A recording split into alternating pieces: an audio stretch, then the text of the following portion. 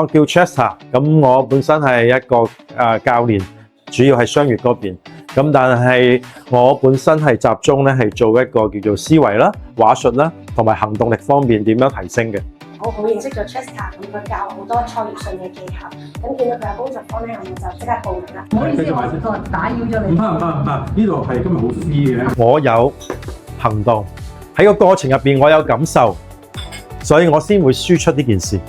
就等於本身咧，你做呢次演講係有需求，而你需求係對住啲咩咧？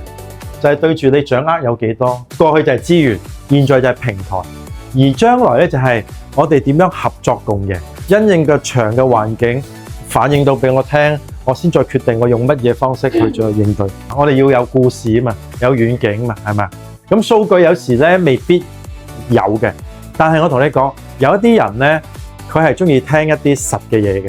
我哋比較關注嘅係咩？就係我哋嘅老人家退休生活啦。咁我哋而家其實係做緊一個平台嘅，咁係關一個青年嘅創業嘅。我哋有嘅嘢，我哋嘅資源，大家都可以一齊共享。其實我不斷喺度學嘅嘢咧係有連貫嘅喎。發現咗一樣嘢咩咧？原來我潛意識上面已經對嗰個健康係好重視嘅喎。出大嗰陣時，你淨係你做都冇問題。當你講嘅嘢都做都冇問題嘅，因為我哋係可以嘅。每個月都會同你哋見面，喺工作同生活幫助你哋提升個人表達力。